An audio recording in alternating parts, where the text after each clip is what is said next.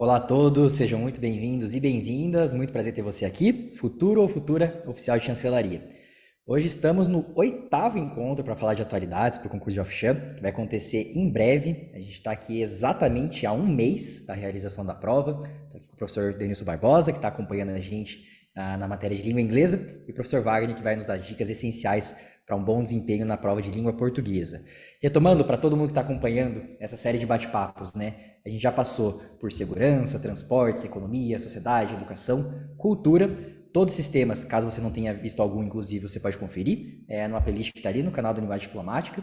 E hoje a gente está aqui realmente para dar um zoom nesse tópico de tecnologia, super importante, até uma das apostas, né, do que pode aparecer na prova nesse ano. A gente não coloca a mão no fogo por nada, mas obviamente um ou outro tema acabam sendo mais candentes, mais interessantes dos candidatos estarem focando nessa reta final. E eu acredito aqui pessoalmente que tecnologia pode ser um deles, né? E o objetivo, né, para todo mundo que está acompanhando aqui a gente, obviamente a gente não vai esgotar o tema, a falar de tecnologia, inclusive, até é um pouco metalinguístico, né? Uma forma diferente da gente trabalhar de tecnologia, usando tecnologia, né, professor Wagner? Você que gosta de trabalhar tanto essa relação, mas de fato a gente tem aqui o objetivo de tentar dar alguma sugestão, né, do que pode aparecer na prova, do que mais combina realmente com a área. Então aqui a gente não visa esgotar o tema em toda a sua totalidade, isso fica a cargo realmente dos materiais que a gente produz e compartilha com os candidatos. Também não custa lembrar a todos, né? Até a semana da prova a gente vai estar fazendo esses encontros gratuitos aqui no canal do Linguagem Diplomática, então não deixe de se inscrever aqui no canal, ativar os sininhos, porque tem muita novidade boa vindo por aí, com certeza você não vai querer perder. Vamos dar início para o papo de hoje, sem mais delongas, realmente, para a gente começar a trabalhar do tópico de tecnologia. Eu queria começar trazendo realmente para os candidatos um ponto, né, de que a gente traz, quando o tema ele tem alguma similaridade ou alguma relação com a atuação finalística ali do MRE, do Itamaraty, a gente traz isso para dentro do tópico para entender, inclusive, algumas possibilidades de como ele pode aparecer na prova. No caso de tecnologia, eu acho que um tópico interessante de a gente trazer e para dar luz realmente para alguns candidatos, pode até ser usado como um argumento, quem sabe, na prova discursiva, é falar um pouco da diplomacia da inovação. Esse tema é super amplo, ele é bastante estudado hoje, inclusive. Tem vários acadêmicos que se debruçam realmente para estudar esse tema, sejam eles diplomatas ou pessoas realmente dentro da própria academia. A diplomacia da inovação hoje ela é um dos grandes focos de atuação do Itamaraty. Né? Até quando a gente vai no site, a gente coloca ali como missão institucional do Itamaraty dentro de tecnologia, o que eles colocam, né, realmente que faz parte do programa de diplomacia da inovação? Primeiro, promover a imagem do Brasil como nação inovadora, fomentar conexões entre parceiros brasileiros e estrangeiros e engajar agentes dos ecossistemas brasileiros de inovação em processos de internacionalização. O interessante é que tudo isso é feito através de mais de 50 SecTechs, né, que é como a gente chama ali os setores de ciência, tecnologia e inovação do MRE. Então, obviamente, esse é um tema carimbado, importante para quem sonha em trabalhar dentro do Itamaraty e pode ser até uma das possibilidades de atuação da pessoa depois, mas aqui a gente foca realmente na prova, o que pode aparecer ali no dia 10 de dezembro, na prova de oficial de chancelaria. Nesse sentido, eu queria ouvir de você agora, Nilson, realmente a gente pensando, né, o tópico de tecnologia, como ele pode aparecer na prova, olhando sobretudo ali para a língua inglesa e para o cenário global, quais são os principais tópicos, temas realmente que estão rondando ali o aspecto da tecnologia? A gente não imagina que vai aparecer de uma forma muito técnica, né, mas coisas importantes, temas candentes realmente que estão aparecendo nas atualidades, realmente que pode estar ali na prova. Eu queria ouvir de você algumas sugestões para os candidatos, como elaborar um bom texto e algumas sugestões de temas também que podem estar ali no dia da prova do pessoal. Então, vamos lá. Boa tarde, Gabriel. Boa tarde, Wagner. Boa tarde a todos e todas que estão nos assistindo.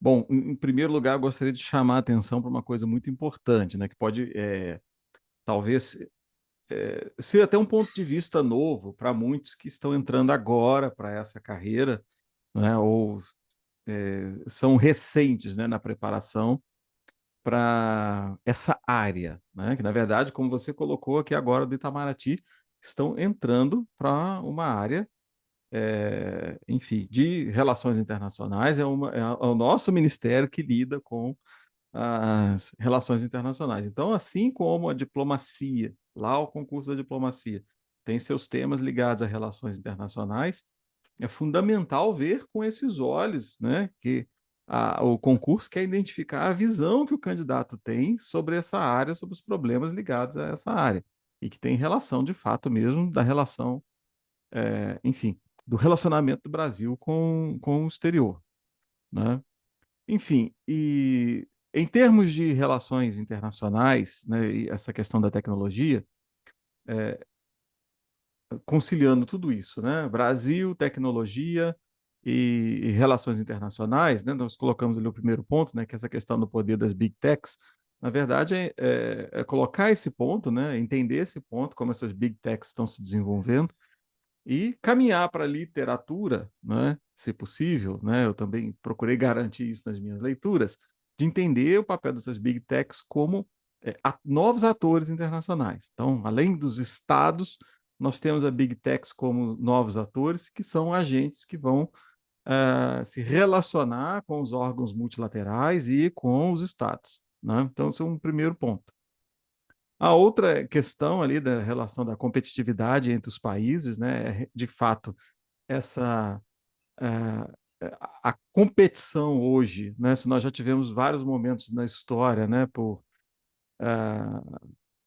determinadas linhas de produto, produção automobilística, né, ou energia, né, e agora nós estamos nessa, nós estamos na batalha dos chips, né, a luta pelo 5G, enfim, que também gera uma série de questões geopolíticas. Então, eu acho que não é ver a tecnologia em si, né, mas essa Uhum. ligação, a tecnologia como um novo fator de disputa num cenário internacional e que vai ajudar a moldar as relações entre organizações, estados e novos atores, né? Enfim, como resultado desse processo, né, de tecnologia, né, nós temos essa questão da relação entre democracia e tecnologia, que é fundamental, né?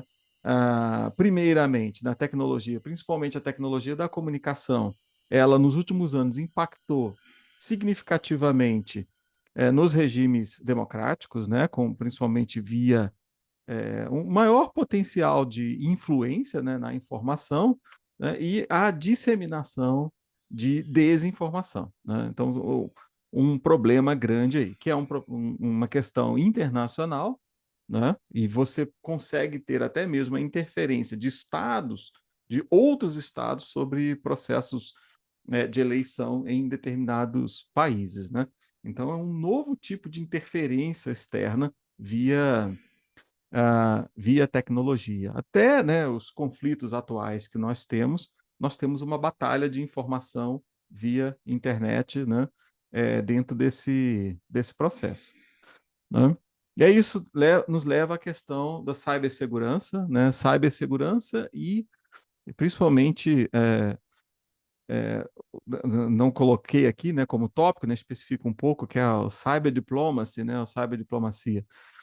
Porque a cibersegurança ela vem como uma reação que os estados precisam ter diante do avanço tecnológico, né? A princípio, você teve ali a internet, ela vai ser um ambiente livre, aberto e etc., sem fronteiras, né? Só que o avanço tecnológico permitiu o crescimento de ameaças e ameaças transnacionais.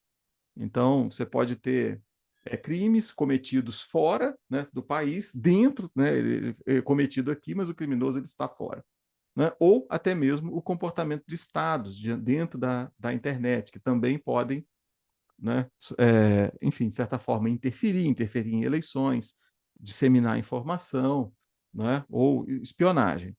Então, a cibersegurança passou a ser um tema fundamental, né, principalmente para estados em desenvolvimento, não somente, né, os desenvolvidos também correm atrás disso, né, tentando encontrar soluções, né, mas, é, de fato, principalmente os países em desenvolvimento, com menor recurso ou tecnologia nessas áreas, são mais vulneráveis a esse tipo de ataque, né? Isso que leva a um outro ponto, né, aí também na cibersegurança. Eu coloquei esse tema, ah, né, sobre da segurança lá no início, lá na redação, era exatamente essa ideia do cyber diplomacy, né? Como ela pode atuar para garantir segurança internacional, porque de fato existe uma linha de estados que advoga essa questão da regulamentação internacional, da aplicação do direito internacional no espaço cibernético, né, como O Brasil mais sendo um um. deles, né? Ou não? O Brasil é a liderança nisso, inclusive, Ah, que interessante, é né? O verdade, é Brasil verdade. participou lá da GGE, dentro da ONU, ativamente, né? O Brasil meio que utiliza o BRICS como um veículo de disseminação dessas ideias. Dentro da União Europeia, ele tem apoio da Alemanha nesse sentido. Na última GGE, né, o relatório saiu agora em 2021, né, nós conseguimos ter um acordo ali, né, praticamente com exceção dos Estados Unidos, de todos os acordos, todos os países colocando seu ponto de vista, afirmando que direito internacional, lá da Carta da ONU, deve ser aplicado ao espaço cibernético, né? Então, o Brasil está atuando de forma muito significativa nessa criação de, vamos dizer assim, de mecanismos para conseguir normatizar o espaço cibernético com base em direito internacional, né? Aí é uma visão. Nós temos, por um lado, a linha liderada pelos Estados Unidos da internet aberta e etc., né? Sem esse tipo de regulamentação da lei, né? Mais focada na cibersegurança, desenvolver mecanismos de cibersegurança, de proteção, né? E temos o lado oposto, que é, por exemplo, advogado pela Rússia e China, que é de maior poder do Estado sob controle da internet, né? Aí isso também, por outro lado, é acusado como, digamos, autoritarismo dentro do espaço da internet, né? E aí o Brasil ele tenta se posicionar como o que ele chama, tem um termo que é swing countries, que são aqueles que alternam entre um modelo e outro, e o Brasil, né, o ponto de vista do Itamaraty nós não somos um swing country que oscila, nós somos um bridge country, nós criamos um vínculo ali entre as duas, né, um consenso entre as duas propostas, né? Enfim, então esse é um papel importante que o Brasil vem desempenhando, linha de frente da nossa política externa com relação à tecnologia, né? E por fim aqui, né, esse capitalismo de vigilância, né? É a questão que também vem sendo discutida, que está atrelado à questão da cibersegurança, enfim, do uso de dados, do compartilhamento de dados. Aí nós já tivemos a aprovação, né, das regras da utilização dos dados pessoais, da proteção e etc., né? Mas ele está bem ligado aí à questão da cibersegurança, né? Enfim. Exato. Mas entender isso, né? A grande questão é nós temos um novo espaço se configurando e todas as questões geopolíticas, né, de governança global, elas vieram parar dentro do espaço cibernético da mesma forma, porque os estados estão sofrendo, eles sofrem ataques reais, sofrem prejuízos reais nesse cenário, né?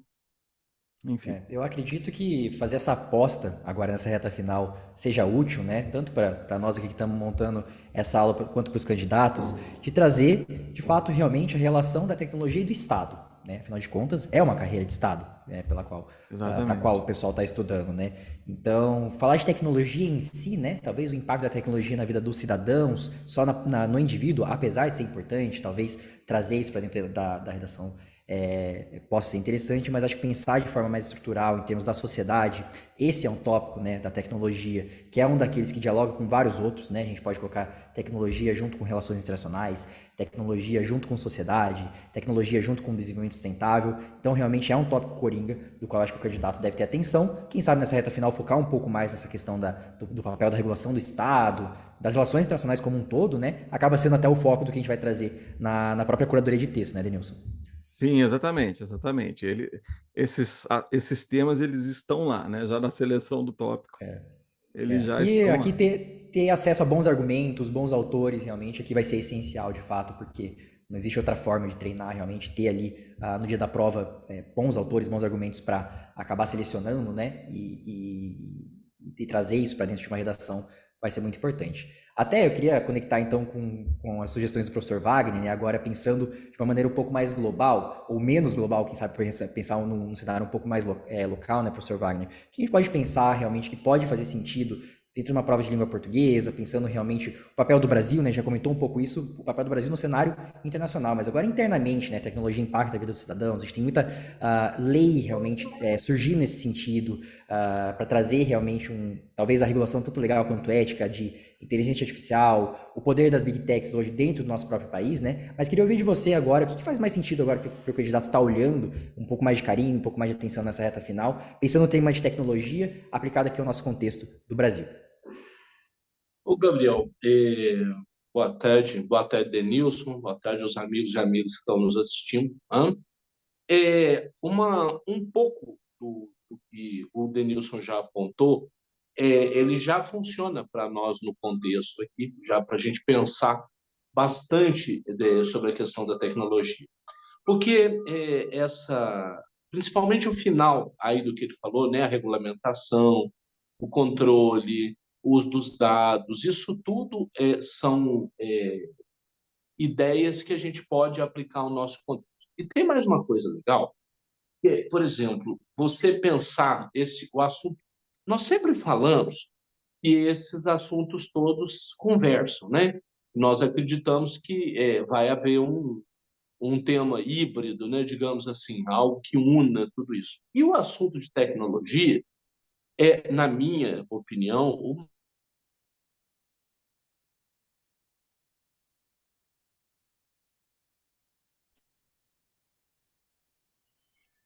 opinião, esse tema, né, a questão da tecnologia, ele está perfeitamente conectado com todos os outros. Se você parar para pensar, né, quando a gente trabalha a tecnologia com educação, um pouco do que a gente está fazendo aqui você tem educação online, tão alavancada aí durante a pandemia. Você tem tecnologia com saúde, tecnologia com segurança, isso aí, nossa, dá pano para manga. Todos os tempos, todos que a gente vem discutindo e os que a gente ainda vai discutir. Ô, Wagner, mas será que tecnologia com cultura, por exemplo? Mas não tenha dúvida, tenha dúvida. Você fala aí do o avanço dos streamings, você fala de direitos autorais na internet. Nossa, quanta coisa dá para a gente falar. E aí, dentro disso, por exemplo, os dois primeiros tópicos aí que a gente elencou, o governo digital e a inclusão digital, né, são faces da mesma moeda, digamos, porque um está inerentemente conectado ao outro. Há um avanço, não resta dúvida, hoje no Brasil. Isso já tem mudado bastante, mas ainda é incipiente, por incrível que pareça.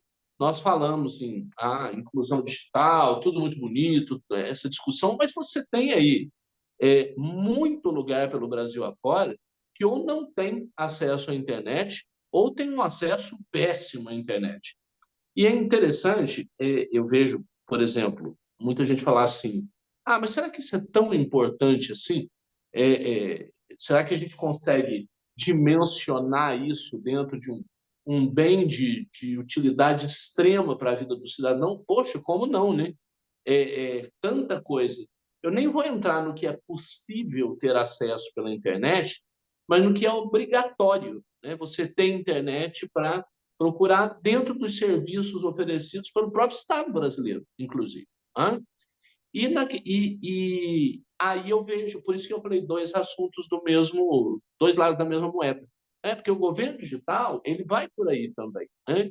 Muito funcional, perfeitamente funcional, muito necessário. Né? Tem muita coisa que precisa avançar, mas ainda a gente engatinha. Você vê, por exemplo, a extrema burocracia para determinados assuntos. Eu posso dar um exemplo aqui, que eu acho interessante, fica bem fácil para todo mundo entender. Você pega aí os diários escolares, né? Os famosos diários escolares, que existem desde sempre nos meios escolares. Hoje você tem os diários escolares digitais. Tudo bem, nossa, que ótimo, né? O professor tem ali acesso no celular, ele marca a presença, ele faz isso, ele faz aquilo, e no final das contas ele tem que imprimir tudo, gerar uma tonelada de papel no fim do ano, assinar horrores, fica até com cãibra na mão de tanto assinar coisa, para juntar uma pirâmide de papel em cada escola, para juntar tudo no Estado, para depois fazer sabe a Deus o que com isso. Ou seja, e aí eu estou falando do nosso caso, estou falando especificamente no Brasil. Você sabe, Wagner, se isso funciona na Alemanha, no Uruguai ou na República Tcheca? Não sei, não sei, não sei como funciona a educação a nível tão detalhado em cada um desses lugares. Mas nós precisamos avançar muito ainda. A questão da regulação ética e legal é o que eu falei, um pouco do que o Denilson já nos trouxe, né? Nós tivemos aí recentemente o debate do da regulamentação da internet, né, que para muita gente é uma coisa assim, quase falar é um filme de terror. Para outros, nem tanto. Eu acho que é passível de discussão, uma discussão cuidadosa. Não vejo, eu acho, eu detesto a palavra eu acho, né? Eu penso que é necessário, é, é preciso. A internet não pode continuar sendo terra de ninguém, mas, por outro lado, há riscos de totalitarismo, de autoritarismo, de censura, mas não tenha dúvida. Mas não tenha dúvida. Hein? Ainda mais um país como o Brasil, que volta e meia está aí sempre flertando, né, com poderes ditatoriais, com pendores ditatoriais na sua história. Então, é extremamente necessário ter cuidado, sim, com isso. Hein? A questão, já apontando um pouquinho para a nossa reta final, né, da tecnologia e sustentabilidade, isso é extremamente interessante também. É, Vou usar o exemplo que eu acabei de falar. Esse próprio exemplo da geração de papel, né, tem muito a ver com isso. Se você pensar, nós vamos falar melhor quando estiver lá no tema da sustentabilidade. Sustentabilidade é você usar os recursos de hoje sem prejudicar o uso dos recursos pelas gerações futuras. Agora, eu fico me perguntando qual o sentido de usar tanto papel, né? Impressionante como o Brasil adora um papel, né? Todo mundo que está me ouvindo aí sabe disso, né? É formulário para lá, é papel para cá, é N cadernos disso para lá, N... E aí, será que tudo aquilo realmente tem sentido? Eu estou dando um exemplo, eu estou conectando com o exemplo que eu dei anteriormente. Mas a gente pode falar em muitas outras coisas. Hein? Você pode, por exemplo, a própria tecnologia, e aí a gente já pode falar em energia, a gente pode falar em transportes. A própria tecnologia, ela pode ser usada de forma cada vez mais eficiente para regular o uso de combustíveis em carros, para você pensar nela como modo, inclusive, de regular uso desses combustíveis, uso de energia no meio público. Hein? Você veja, por exemplo, é comum aí, todo mundo que está me ouvindo sabe disso. No Brasil, nós passarmos em frente a prédios públicos imensos, principalmente nas grandes cidades, Rio, São Paulo, e você olha meia-noite, 1 hora da manhã, aquilo tudo aceso. Eu sei que eu já estou adiantando um pouquinho para a energia, né? Você olha aquilo tudo aceso. Será que, por exemplo, não podemos ter auxílio da tecnologia para tudo isso? Arrumar um momento que aquilo possa automaticamente reconhecer o horário, apagar, tem muita coisa boa que dá para fazer. Né? E, claro, não dá para deixar de lado a questão da produção da tecnologia e, por extensão da sua irmã siamesa, né, da ciência no país. Uma está inerentemente ligada à outra. Aí nós pensamos em Ciências Sem Fronteiras, né? Tanto na primeira versão como o retorno possível. Você vai pensar em focos. Hoje nós temos no Brasil, paradoxalmente, já que somos a República do Papel, como eu falei aí, você tem grandes polos tecnológicos no Brasil, grandes polos tecnológicos reconhecidos até internacionalmente, com trabalhos de ponta, com equipamentos de ponta, tanto na tecnologia para uso comercial, para uso individual, como para uso empresarial, para uso do Estado, recursos tecnológicos que envolvem todos esses assuntos aí que a gente falou. Você tem na região de Campinas uma grande produção de tecnologia ligada ao meio da saúde. Hein? Então, é fascinante, honestamente, é um tema fascinante, essa costura com tudo isso que a gente vem discutindo, imaginar essas possibilidades. Né? Para concluir, eu fico pensando como muita gente condena, né? Hoje ainda eu ouvi uma pessoa falando: o celular acabou com a escola, acabou com o aluno, acabou com a aula. Eu não acredito nisso, não. Eu não vejo dessa forma. Eu vejo que a tecnologia, o celular, as redes sociais, a esteira de muitas outras coisas. Essa discussão já foi feita há tempos com cinema, com televisão, com o início da internet. Nós estamos volta e meia discutindo, se nós pensarmos na tecnologia como um todo, nós estamos volta e meia discutindo sobre isso, né? na prática, como fazer com que a tecnologia seja nossa aliada. Eu acho que ela não é naturalmente positiva ou negativa. É o uso que nós fazemos dela é que aponta caminhos. E aí é isso que a gente está fazendo, né? São essas discussões que a gente vai apontando e vai tentando entender qual o caminho disso tudo. Perfeito? Perfeito, muito bem colocado. É. Eu acho que Essa, essa visão panorâmica é muito importante. Pode falar, Ednilson, desculpa. não, essa oportunidade aqui, por exemplo, é um excelente caso, né, de bom uso da tecnologia, né? Essa conversa que a gente pode ter aqui e compartilhar com tanta gente, né? Enfim. Exatamente. Exatamente, Né? com certeza. E, obviamente, a gente traz a perspectiva, né, realmente do uso da tecnologia hoje como uma possibilidade de constar realmente na prova, ficou muito claro, tanto pela fala do professor Denilson quanto do professor Wagner, realmente de um tema super transversal, né, de abordar realmente poder realmente se conectar com os outros 10, 11, 12 tópicos ali realmente que constaram na prova. Isso é muito importante. Eu já se encaminhando até para o nosso encerramento aqui do nosso papo, apesar de estar muito bom, né? Queria continuar aqui, a gente tem que respeitar o tempo dos candidatos que estão nessa reta final. Queria lembrar a todos, né? A gente está a um mês da prova, então a gente está gravando esse bate-papo aqui no dia 10 de novembro, no dia 10 de dezembro, os candidatos vão realizar a prova. Obviamente, nessa reta final, há muito a que se estudar, eu tenho certeza que os candidatos ainda estão na luta realmente pelos pontos da prova objetiva, tentando se avançar ao máximo no que der realmente nas provas discursivas, mas a gente tem que ter uma noção que a prova ela tem alguns focos, né? São matérias que importam mais, matérias que importam menos.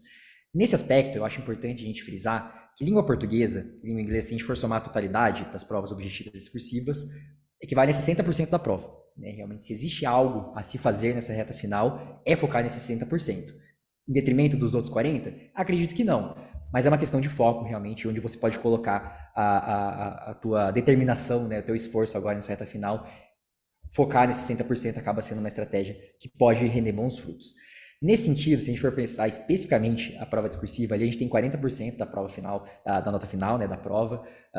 Aqui no Linguagem Diplomática a gente já recebeu centenas de alunos realmente que estão focando nessa prova, olhando para ela, obtendo feedback dos professores, produzindo seus textos, lendo muito. Isso, obviamente, foi um resultado de longo prazo, né, que a gente trouxe por aqui, mas ele não se encerra nesse momento, né? A gente tem esse um mês que é essa aqui para a prova, são 30 dias que podem ser bem utilizados. Nesse sentido, eu queria convidar a todos, da maneira que eu sempre faço aqui nos nossos papos, né? Mas hoje, especialmente, para conhecerem, né? Para quem ainda não conheceu, a proposta intensiva de preparação do Linguagem Diplomática, acho que não tem outra forma, né, Denilson, da gente trazer, inclusive, essa preparação que não seja em um formato intensivo, é o que a banca nos exige, é o formato realmente do concurso nos exige. Então, a gente trouxe uma proposta que fosse simples, parcimoniosa, mas que fosse que rendesse bons resultados, rendesse bons frutos para os candidatos. E foram os feedbacks que a gente recebeu, foi uma proposta inovadora, né, que a gente trouxe por aqui. E aqui nesse sentido, eu queria convidar todo mundo novamente que não conhece ainda, né, o modelo de simulados acompanhados a curadoria de textos aqui montado pelos professores de linguagem diplomática, porque hoje a gente começa realmente o último período do preço promocional, que a gente estava trabalhando até agora em relação aos simulados. Para quem não lembra, né, o nosso produto, ele acompanha os candidatos semanalmente, então para cada tema que a gente lança aqui dentro do linguagem diplomática, os alunos recebem na sequência já um simulado completo em português e outro simulado completo na língua inglesa, acompanhado dos textos, né, acompanhado dessa curadoria de textos e uma possibilidade ainda de correção on demand, pessoal que quiser realmente produzir o texto, enviar e receber o feedback, ter essa possibilidade. Até esse domingo, então a gente está gravando aqui no dia 10, até o domingo, dia 12, os simulados eles vão continuar pelo preço promocional, então quem não garantiu ainda, vai lá garantir, realmente, tá? É um valor simbólico por cada um, basicamente cada simulado sai por R$10, então no pacote ali de 119, você pode ter acesso aos 12 simulados completos, e a partir de domingo, então a partir de 12 de novembro, a gente ajusta o preço, deixa de ser o preço promocional aqui nessa reta final e vai passar a custar R$179. E nesse sentido, né, já que a gente está nessa reta final, trabalhando em cima desse desconto, o pessoal pediu para a gente, inclusive, né, para segurar um pouco, eu queria ouvir de você, Denilson, quais são suas sugestões nesses 30 dias que antecedem a prova? O que o pessoal pode fazer? Dá tempo de treinar? Dá tempo de ler textos? Dá tempo de olhar para a prova discursiva, focar nesses 40% ali que são muito importantes? Quais são as suas sugestões também do que fazer nessa reta final? O pessoal aí que está olhando para a prova de Afshan e, enfim, sofrendo um pouco nesses 30 dias que antecedem a prova, mas ainda assim olhando com carinho para essa porcentagem, né, para essas matérias que são as mais importantes. Quais são as suas sugestões finais assim, para os candidatos que estão olhando para a prova de Afshan? Então, quando nós lançamos esse processo, né, nós estávamos exatamente ali há 12 semanas, né, da prova, né? Então, quem começou mais no início teve a oportunidade de distribuir um pouco mais, por exemplo, pegando a proposta de redação, fazendo a leitura dos textos, né, fazia a redação e enviava para correção, né? E quem entrou por esse sistema aqui, né, teve a oportunidade de contratar uma correção por semana, por exemplo, fazer mais espaçado. Obviamente, isso veio reduzindo quem entrou no meio termo. Precisa aumentar um pouquinho a frequência, né, dependendo do número de questões que eles têm a possibilidade de fazer. Ele pode fazer 2 por semana, por exemplo, né? Talvez ele reduza um pouquinho a leitura, né? Ele não vai ler todas as propostas de leitura que estão lá, né? Mas é possível seguir esse caminho. E quanto mais próximo do final você vai chegando, eu acho que o ideal é tomar o processo aqui como a ideia de simular o concurso, né? De você pegar a prova, resolver, avaliar a questão do seu tempo, do seu planejamento. Nas minhas aulas eu foquei muito nessa coisa de como transitar da questão em inglês para o texto final, passando da questão, como abordar os tópicos, como planejar o texto, planejar dentro do formato para garantir o conteúdo e partir dali para o texto final. Então, à medida que nós vamos aproximando da reta final, inclusive eu quero chamar a atenção para isso, para quem ainda tiver interesse em participar, à medida que nós vamos aproximando, é, ele ainda tem a possibilidade de tomar isso como um processo de treinamento e avaliação final, né? Porque ao fazer um simulado agora, você identifica ali quais são suas dores, quais são seus pontos fracos, né? Você recebe um feedback do professor e aí tem uma série de ajustes que você ainda consegue fazer. É, por exemplo, ajustes de redação em inglês, de formato, a gente consegue, num relativo espaço de tempo relativamente curto, resolver esses problemas de formato, e que podem significar quase metade da nota de conteúdo lá da redação. Então, eu diria que num espaço de tempo curto como esse, você não consegue resolver significativamente seu vocabulário, sua ortografia, sua gramática, mas você muda o formato, você muda o estilo, você muda a estratégia de elaboração, tudo isso dá tempo de fazer, né? Então, quem optar aqui pelas propostas vai conseguir ter acesso às 12 propostas lá dentro da plataforma, né? Inclusive por isso que nós havíamos agendado esse aumento para esse momento, né? Porque quem entrou no início entrou lá com uma proposta, né? Quem está entrando agora já tem as 8 propostas lá. Então, Exato. você pode escolher dentre aquelas ou fazer todas e escolher quais vão ser enviadas para correção. E aí você Uhum. contrata uma por uma, tá? Essa correção on demand é R$ 89,90, né? Por correção. Então, tem um desconto no valor para correção, porque a pessoa já adquiriu o pacote de provas, tá? Enfim, e a possibilidade de avaliar tudo isso, o seu tempo, a sua produção e ter um feedback ali na reta final antes de enfrentar a prova, né?